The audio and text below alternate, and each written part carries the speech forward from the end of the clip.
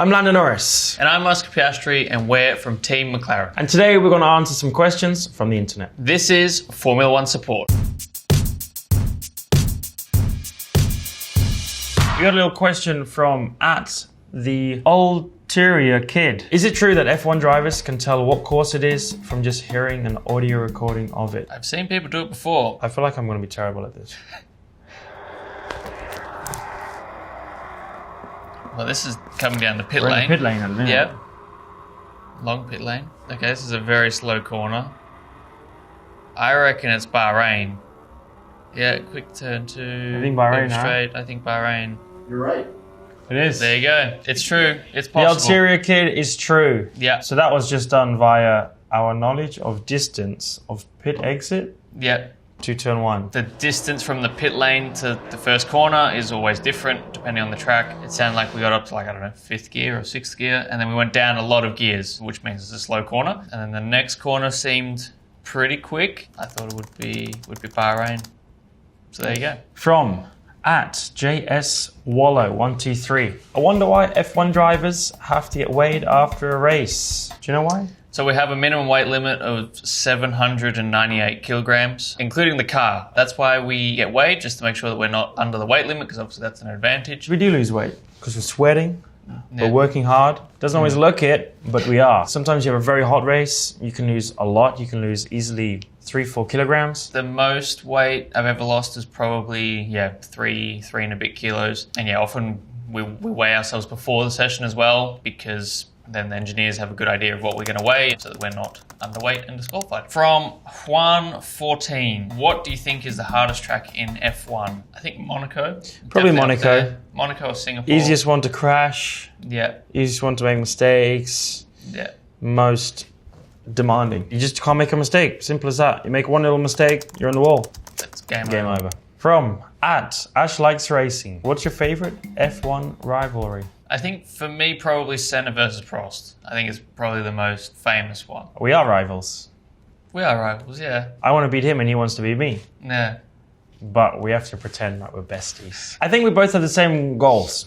We both want to win. The quickest way into achieving that is by working together, helping one another, just helping the team score the most points possible. As soon as you put the helmet on, you kind of fight for yourself, but you also fight for the team. You just have to get that balance correct. Points, you get 25 if you win, you get 18 if you're second, 15 if you're third, 12 if you're fourth, and then once you get to 5th, it's 10, and then it keeps dropping by 2s until you get to 10th, you get 1 point. And then anyone finishes from 11th to 20th, they don't get any points. You also get a fastest lap point if you get the fastest lap. Sometimes you'll see us make a bit of an unexpected pit stop or push really hard for one lap. That's because we're trying to get an extra point for the fastest lap. And points mean prizes. And points mean prizes. More points you get, The more prizes you get, the more money you get. Nick Scottney, how critical is a front wing in today's F1? very. Yes. It's huge. Yep. It's like as soon as you have a little bit of damage, You know about it. you know about it straight away. This is it.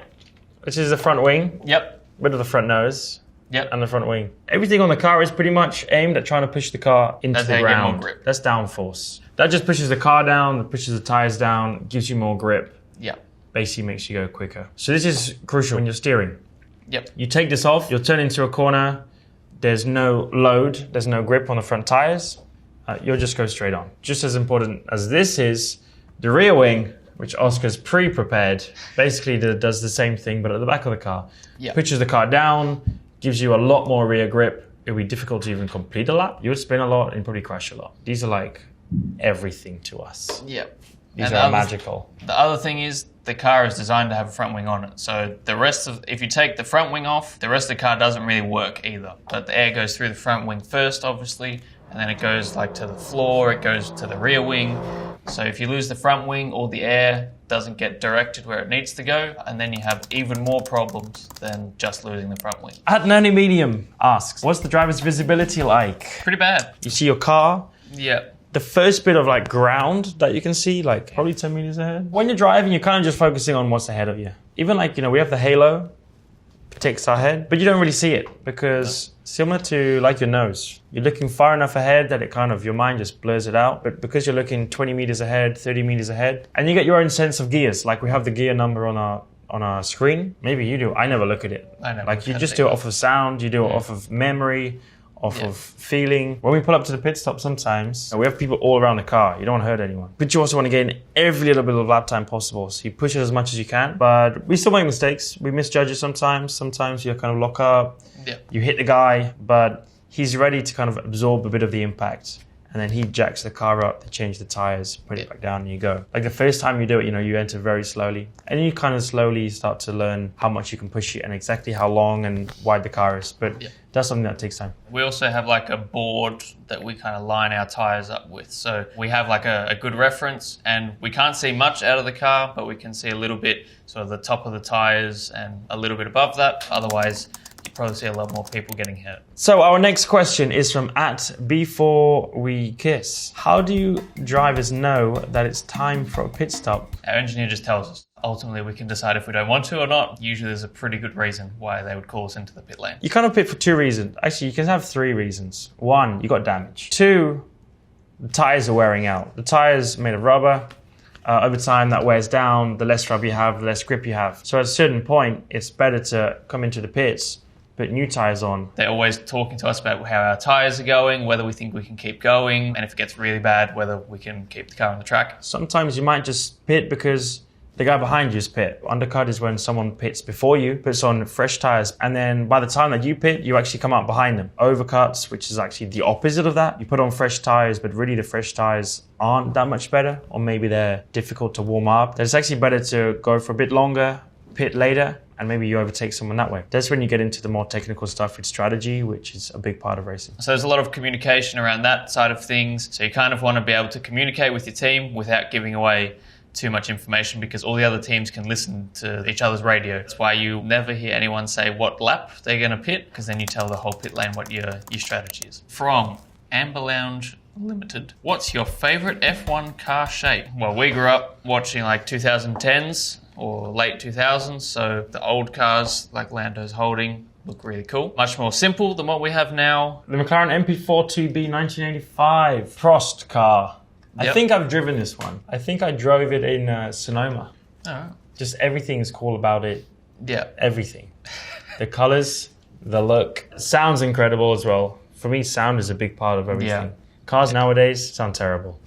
These sound way better. Very little technology. Everything here is to do with technology. How they build it, how they design it, make it. It just drives differently, very different. Like no power steering. Now we have power steering. So from step 1 to the end, basically everything is changed or a lot more advanced nowadays. From @Maybelline Grace, do all F1 drivers have a max speed of 241 miles an hour? Fastest clocked has been 241 miles an hour. It feels pretty quick going at that speed. Depends on the car you're in, depends on the track, depends if you're in a slipstream as well. If you've got a car in front of you, it literally punches a hole in the air for you, so you have less drag and you can go faster. You don't really realise how fast you're going until you see, like on your dash. We'll just hit the throttle pedal as hard as we can. It's not down to us, it's down to the car. Depends a lot on the track as well, how long the straight is. So when we race in Monaco, for example, we race with the most amount of downforce on the car, so the top speed is very low. But when we go to somewhere like Monza, we run the lowest amount of downforce. We go much faster on the straights. From T. Ange. Hi Landon RS and Oscar Piastri.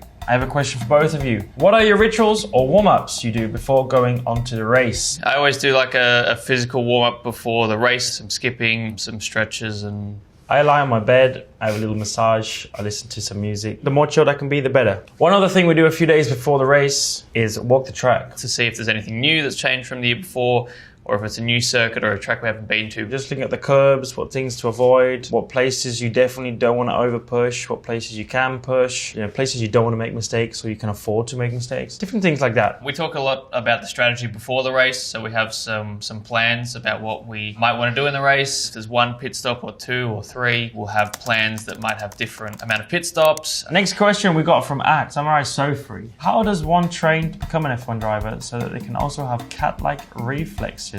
We trained from a very early age, but luckily I got a pair of balls.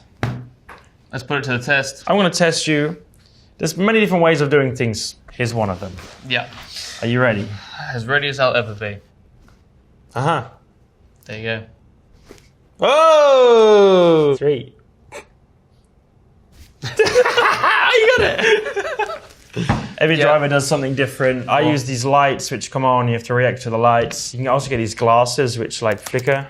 Oh yeah. This also helps your Everyone reactions uses a little those, bit more. Next question is from by Brandon White. Do F1 drivers accelerate or brake on curbs, on corners? What's the strategy with that? Normally you brake before the corner. If you're coming from a really long straight into a slow corner, you need to brake a lot more than if you're coming into a fast corner, or you're coming out of a slow corner and then you've got another corner. That's why you see us lock up, because we're trying to brake as much as we can. That's the strategy with that one. So those are all the questions for today. Thank you very much for watching Formula One Support.